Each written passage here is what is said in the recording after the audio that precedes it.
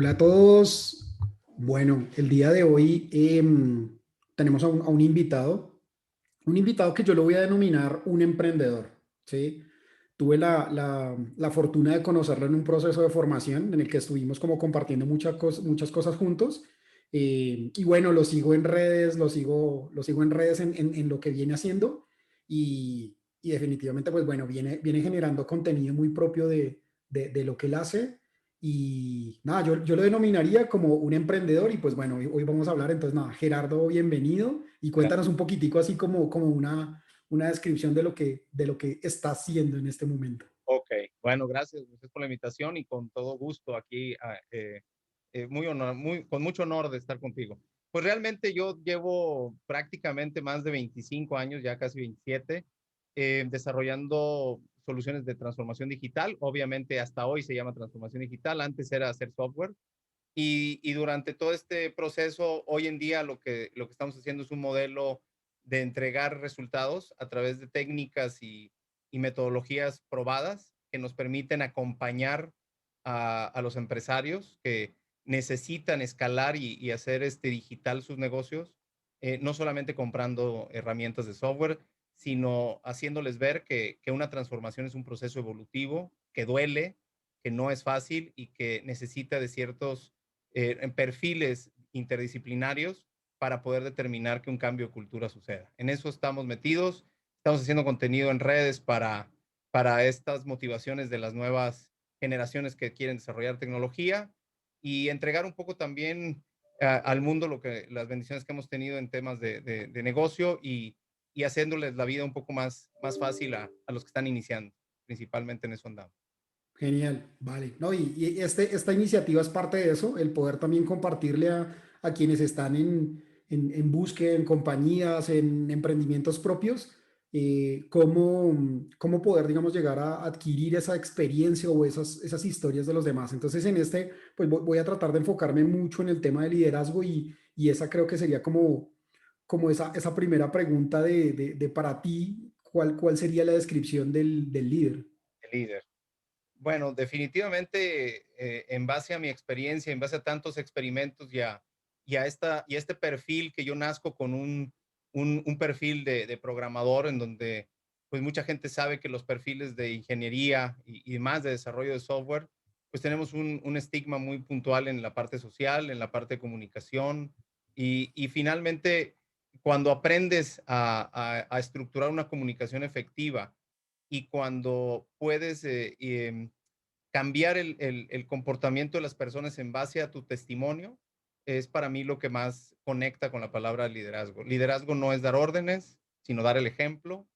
Y liderazgo es convencer a las gentes con hechos, no con palabras, y hacer que ese cambio de enamoramiento en el buen sentido de la palabra suceda porque van en el mismo camino o en el mismo horizonte de llegar al mismo punto de encuentro, ¿no? Principalmente es eso, es hacer una camaradería en el buen sentido de la palabra, en donde no solamente es confiar ciegamente, sino estar ahí para cuando las cosas no estén tan bien.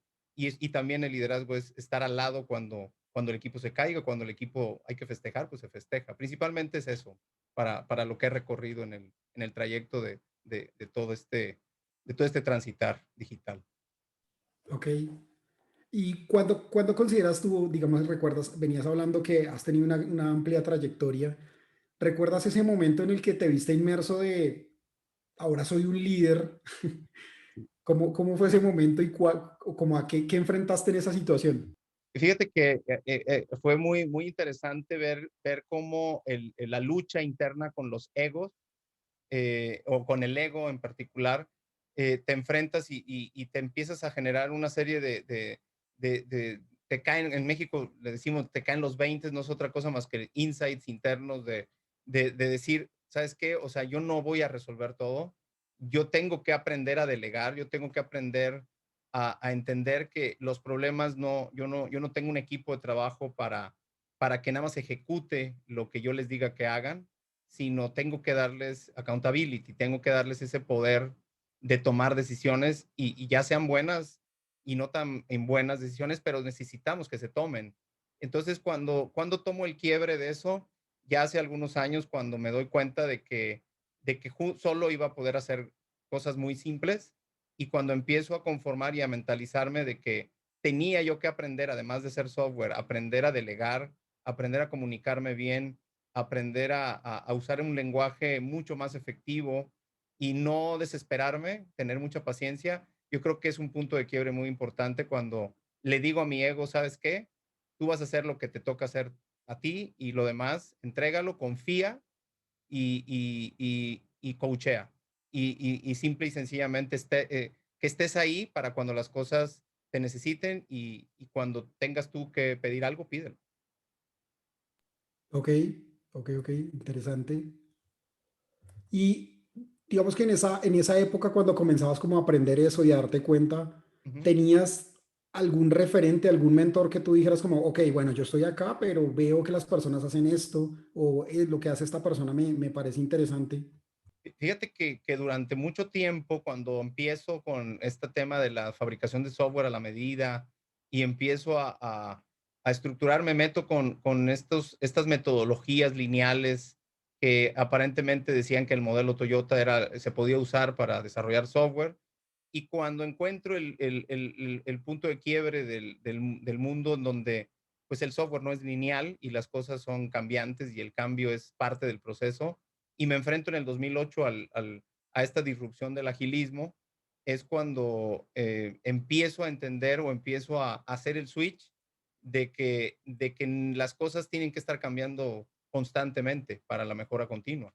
Y ahí, de alguna forma, entendí mucho también que la industria tenía que cambiar rotundamente porque pues entregábamos software con 3, 4 meses de espera y este cambio del 2008 para acá fue un tema que el agilismo me cambió de alguna forma tal que me hizo tener muy claro el tema de ¿sabes qué? O sea, tenemos que hacer más horizontales las empresas. O sea, tengo que evitar el comando y control y dejar de decir lo que hay que hacer, sino que hay que preguntar qué se les ocurre hacer y simplemente cómo poder ayudar. Ok, ahí yo no sé, digamos que hace parte también de que el mundo evoluciona, pero creo que la gente también y la forma de ser, no sé, de entender las cosas, de liberarse, entonces como un cruce ahí entre Sí, el mundo evoluciona desde la tecnología y las compañías se apalancan, pero la gente también comienza a pensar distinto, entonces también creo que lo que tú mencionas es como que toca hacer algo en la mitad para hacer converger esos dos mundos. Cuando yo pienso en jerarquía, yo pienso, no, eso es algo obsoleto, es sí. algo de hace un montón de tiempo, yo ya no lo veo. Entonces creo que eso que traes es muy esa parte en la mitad que permite conectar esos dos mundos. Totalmente de acuerdo. Y el tema de que seguimos viendo el comando y control y aun cuando soy una generación X y sé que eso ya no está funcionando y hoy con la volatilidad de las generaciones nuevas en donde el nivel de retos y el nivel de aburrimiento es muy alto en los jóvenes y que los ciclos de vida en una organización ya no van a ser mayores a un año, tenemos que entender que liderar también es evolutivo y que esa forma de liderar, pues también la tenemos que cambiar rotundamente y estar pensando en cómo retener el talento para hacer un gran equipo de alto rendimiento.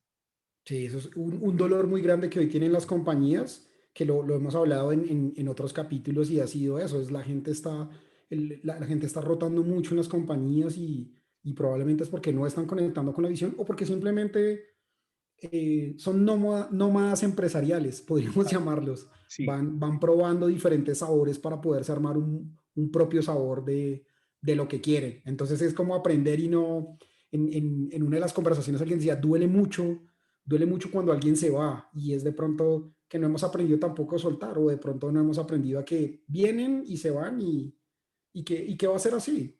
Entonces, sí, sí, puedo sí, retener algunos, pueden conectarse con mi filosofía y mi visión, pero también habrá otros que migren. que migren. Y fíjate que ahí en esa experiencia, parte de las causas por las cuales la migración sucede muy rápido es porque no buscamos el propósito personal, no tratamos de encontrar el propósito de las personas. Queremos solo hablar del propósito de las organizaciones, pero hemos comprobado que si unimos y conectamos los propósitos individuales de todo el equipo y las conectamos con el propósito y convergemos, podemos generar un nivel de entusiasmo muy alto en los equipos en donde encontremos frecuencias similares y en donde ya no solamente sea el yo trabajo para la compañía, sino trabajo para mi propósito personal, y si yo ayudo a la compañía voy a lograr mi propósito. Creo que ahí ese tipo de conexiones es la que nos ha permitido encontrar el cómo hacer estas transformaciones de cultura. Sí, y tiene mucho sentido lo que tú dices. Cuando soy horizontal, yo me siento parte y no me siento como que hay alguien encima Exacto. liderando. Y en últimas yo digo, pues bueno, en últimas él es el que responde, pues yo me tranquilizo, sino que al ser horizontales todos respondemos por lo bueno y por lo malo. Es Eso correcto. permite apropiarse. Y esa accountability para mí es algo esencial y es algo que de alguna manera en el perfil natural que traemos de ingenieros de software, pues la verdad es que no nos forman en ese, incluso en los planes de estudio actuales, no nos forman y tenemos ese, tú dime qué hago y no me interesa lo que va a ser el negocio, no me interesa para qué voy a hacer esto. Y esas preguntas de los 5 porqués quedan en deseos del área horizontal, y por eso el cambio de cultura es un proceso de convencimiento, no es un proceso de imponer nada. O sea, de realmente imponer un cambio de cultura, no. Hay que hacer cosas para que la gente conecte emocionalmente con eso. Ahorita que dices eso, que mencionas el de no nos prepararon para ese tipo de situaciones, incluso yo me voy un poco más atrás. Yo creo que como personas desde niños nunca nos preparan para ese tipo de situaciones. Entonces, seguro desde ahí es donde debería como comenzar ese proceso de formación de, Tienes toda la más como razón. latinos nosotros, creo que tenemos como una cultura de formación que nos hace como ser temerosos frente a eso. Sí, y fíjate que últimamente al ver las nuevas estructuras académicas disruptivas, como algunas en Egipto, en Estonia, en efecto, ahorita que lo comentas, sí, el simple hecho de poner el cuadro de honor en Latinoamérica de los 3 primeros lugares de un examen de matemáticas, eso automáticamente conecta con emociones muy polarizables. Por un lado, los 3 mejores y por otro lado, los demás, ¿no?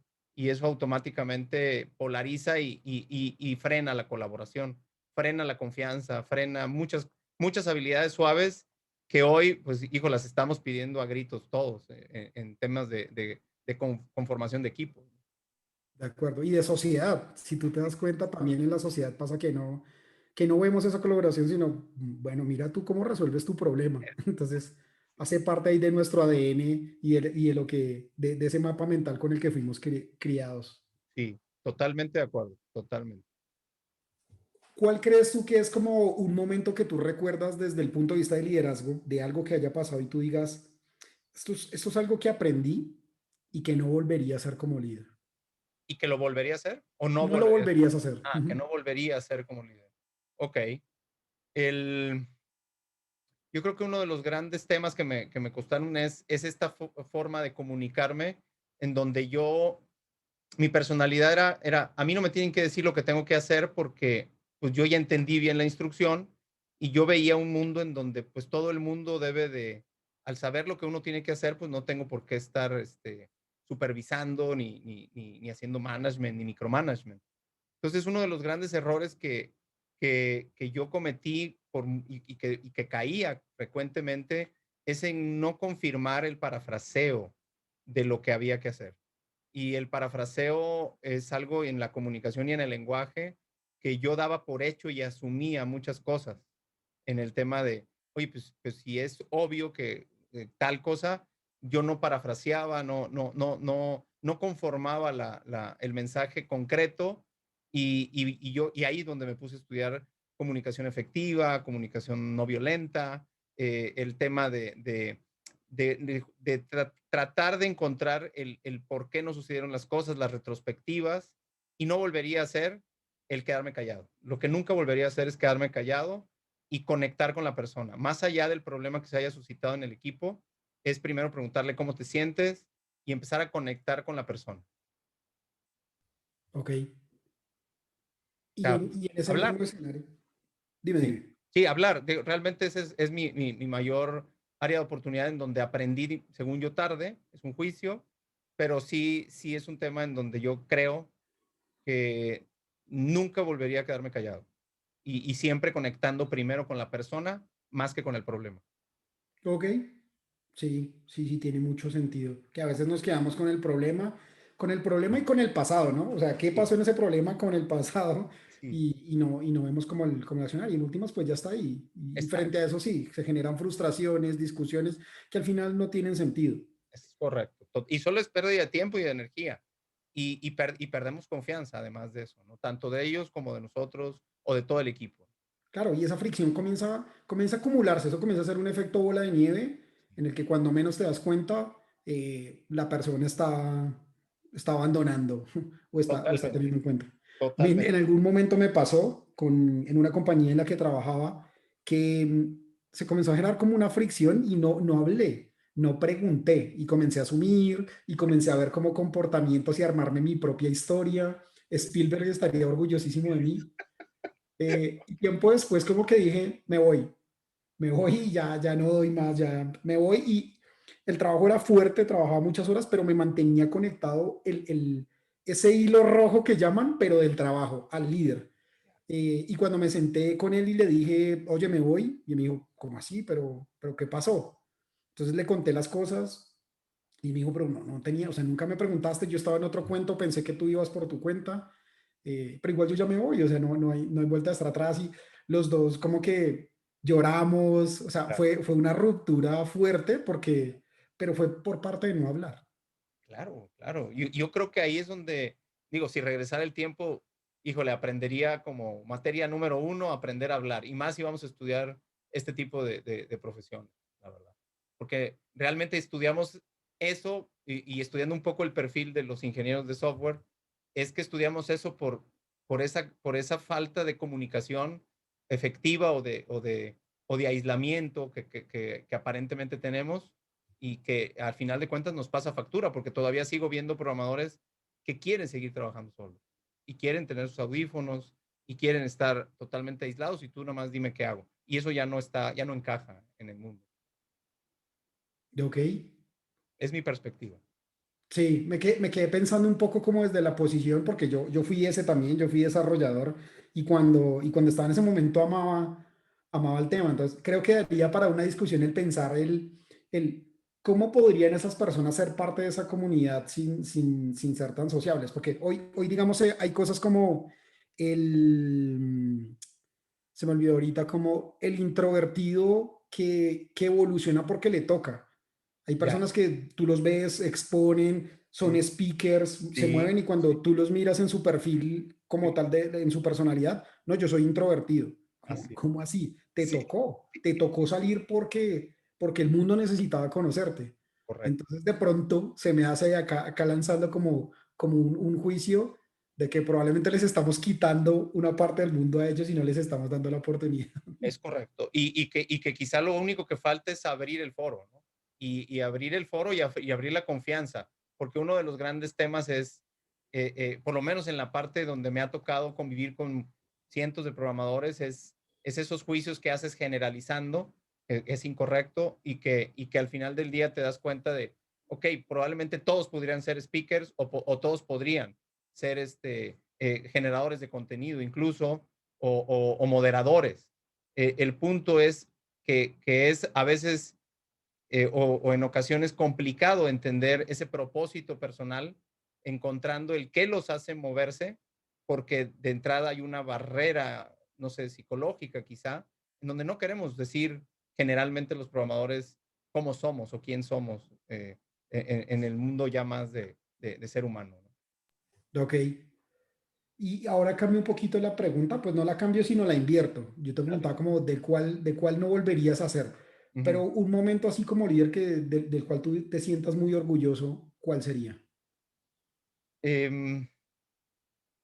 Principalmente yo creo que el coachar, yo creo que soy una persona que en personalidad soy bastante pacífico y yo creo que una de las grandes fortalezas es que al seguir estudiando y al ser alguien que no para de estar aprendiendo, más allá de que sea por una pasión y porque para mí es diversión estar aprendiendo, parte esencial de lo que yo creo que funciona es la integridad como persona en donde no hago juicios, no crucifico, simplemente yo escucho y es muy difícil que yo genere una comunicación violenta por más problema, por más error, por más cliente enojado. Yo al equipo lo cubro, lo protejo emocionalmente y no genero emociones adicionales que duelan y que probablemente no se perdonen. Al contrario, pongo un ambiente seguro en el equipo y eso provoca que la gente se pueda quebrar incluso en un entorno seguro, pero en confianza. Y eso hace que el equipo diga, ok, si sigo a Gerardo me va a ir bien emocionalmente, no voy a sufrir lo que normalmente sucede con los jefes naturales. Yo creo que de eso sí me puedo poner una palomita y ya puedo estar tranquilo en esa parte. Ok, y estoy de acuerdo contigo. Me quedé pensando ahí mientras transmitías eso es, ¿no crees que a veces como que, ok, cuando uno, o sea, en la mayoría de los casos uno va a manejar este escenario, yo lo llamo el escenario abrazar árboles, ven, hablamos, conversamos, pero ¿no crees que a veces puede llegar alguna persona en la que es como, no, ven, ya acá no tocó, es como, o haces las cosas o no las haces? ¿Cómo ves como esa situación en la que tú dices, no, acá ya utilicé mis técnicas milenarias zen, de coaching, de todo y no lo logro?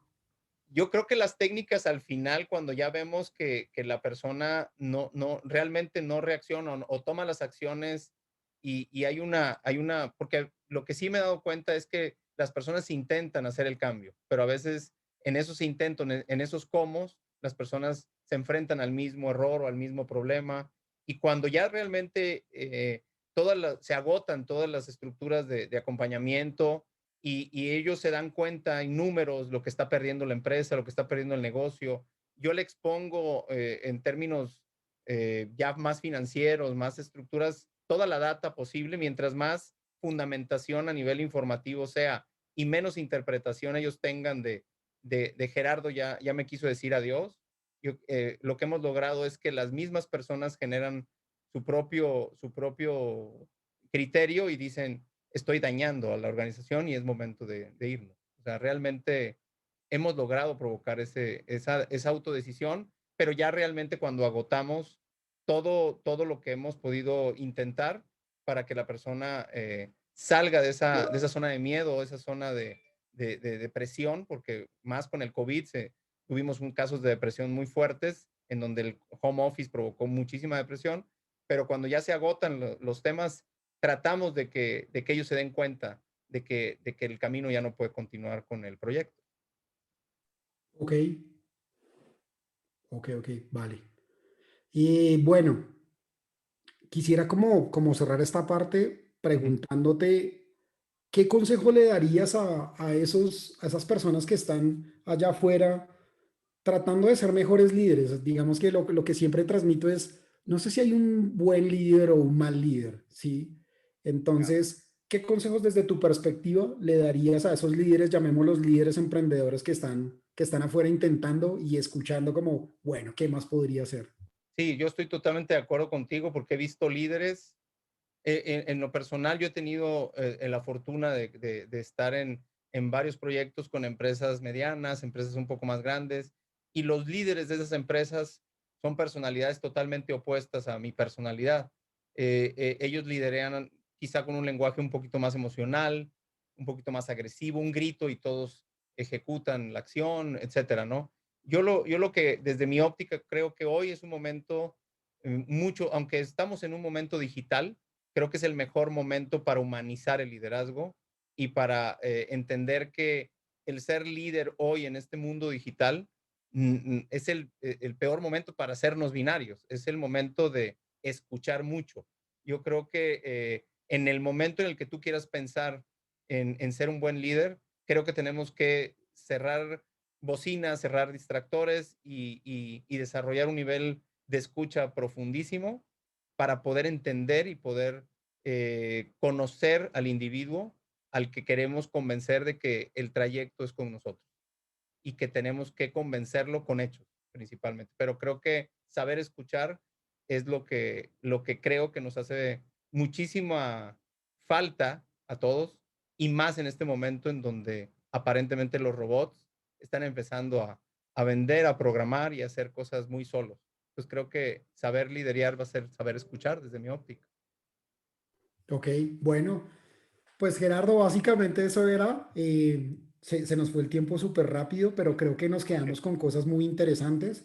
Probablemente si comienza a tener tracción y comienzan a hacer muchas preguntas, te buscaré para un segundo espacio y te agradezco un montón por tu tiempo. No, al contrario, Moisés, un gustazo. También yo recuerdo mucho este trayecto de lo que compartimos en grupo y la verdad un verdadero honor y buenísimo la conversación y te agradezco yo infinitamente. Muchas gracias y bueno, estamos en contacto. Sale. Igualmente, un saludo a tu comunidad. Gracias.